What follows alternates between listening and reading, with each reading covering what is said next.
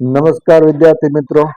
તો આજે આપણે ફરી કેટલાક વિદ્યાર્થી મિત્રો અને કેટલાક ઘણા બધા લોકોના એવો મેસેજ હતા કે તમે કંઈક ડુ ડઝ અને do not and does not આ એક્ઝામની દ્રષ્ટિએ કઈ રીતે ઉપયોગી થાય છે અને ટેન્સમાં કઈ રીતના એનો યુઝ થતો હોય છે એ બંને આપણે પક્ષ જોઈશું. પહેલા ટેન્સમાં કઈ રીતે ઉપયોગ થાય છે અને ત્યાર પછી કોમ્પિટિટિવ એક્ઝામની અંદર એ કઈ રીતે પ્રશ્ન સ્વરૂપે આપણે એનો ફેસ કરતા હોય છે બધું આપણે વિગતે અભ્યાસ કરી આજે. રેડી બધા બાળકો, બધા વિદ્યાર્થી મિત્રો? ડન કહી દો એટલે આપણે શરૂ કરી દઈએ. Do not and does not. બરોબર, do not and does not in details.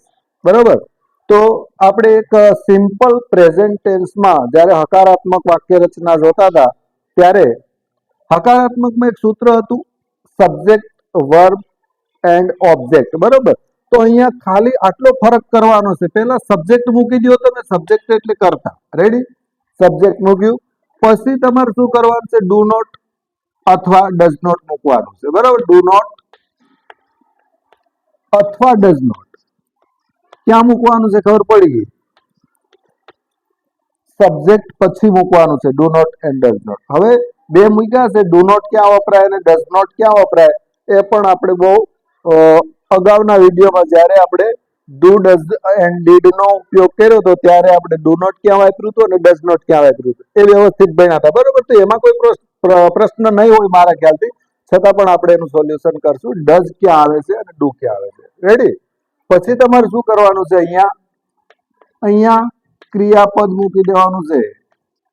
બરાબર, મેન ક્રિયાપદ. ત્યાં આપણે વર્તમાન કાળ છે એટલે બે પ્રકારના ક્રિયાપદ આવી શકે, એક તો V1 અને V5. બરાબર, જોઈએ ઉદાહરણ. બરાબર, દાખલા તરીકે અમે વાંચતા નથી આવું હોય તો સબ્જેક્ટ તરીકે અમે લીધું તમે વી.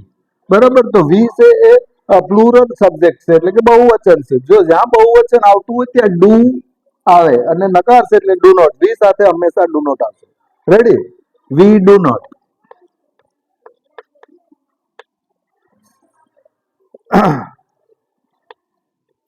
અમે વાંચતા નથી, વી ડુ નોટ રીડ.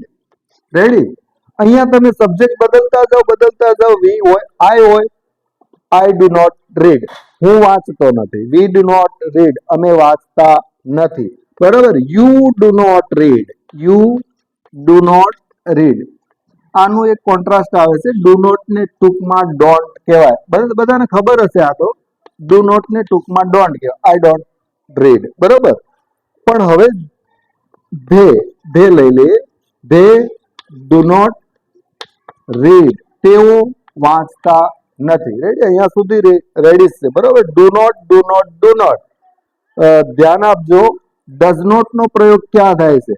જ્યારે પણ third person singular, he, C, it, કોઈ નેમ, ત્યારે ડઝ નોટ આવે છે. હી સાથે હંમેશા ડઝ નોટ. આગળના વિડીયોમાં પણ જોયેલું છે. He does not read. તે વાંચતો નથી. સી હોય તો પણ એ ત્રીજો પુરુષ એકવચન છે. She does not read. It હોય, ઇટ ડઝ નોટ રીડ. કોઈ પણ નામ હોય, દાખલા તરીકે રામ ડઝ નોટ રીડ. પણ બહુવચન જ્યારે થાય ત્યારે ડુ નોટ. ખાલી આટલામાં જ તમારે ડઝ નોટ વાપરવાનું છે. રેડી, ક્લિયર થઈ ગયું? ડુ નોટ અને ડઝ નોટ નો ઉપયોગ કઈ રીતે થાય? નકારાત્મક વાક્ય હોય છે, બાકી બધા સબ્જેક્ટ સાથે ડુ નોટ આવે છે. માત્ર હી, સી, ઇટ અને સિંગ્યુલર નેમ ત્યારે ડઝ નોટ વાપરીશું. એક કોમ્પિટિટિવ એક્ઝામમાં કઈ રીતના તમને પ્રશ્ન પૂછતા હોય આપણે જોઈએ. દાખલા તરીકે આવી રીતના તમને વાક્ય આપ્યું હોય. દાખલા તરીકે મોહન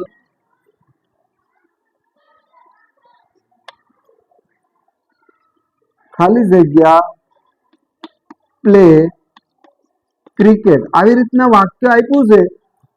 તમારી પાસે આમાં બે ઓપ્શન છે. બરાબર, અહીંયા ડુ નોટ આપ્યું હશે અથવા ડઝ નોટ આપ્યું હશે. બરાબર, તો હવે આમાંથી તમારે ડિસાઈડ કરવાનું છે કે અહીંયા આપણે ડુ નોટ યુઝ કરશું કે ડઝ નોટ યુઝ કરશું. બરાબર, તો આમાં તમે જોઈ શકો છો કે હી, સી, ઇટ અને રામ કોઈ પણ એક વચન નામ.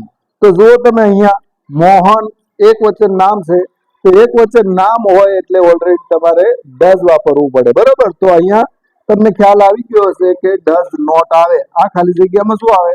Does not. બરાબર. એનું ટૂંકું રૂપ ડઝન્ટ થાય. Mohan doesn't play cricket. Mohan cricket રમતો નથી. એક તમને હોમવર્ક આપું છું, તમારે કમેન્ટ કરવાનું છે. એ ખાલી જગ્યામાં શું આવે છે? ડુ નોટ કે ડઝ નોટ? બરાબર, ફટાફટ. યુ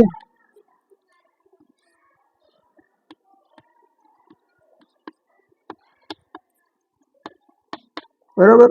આ ખાલી યુ ખાલી જગ્યા come to school. Do not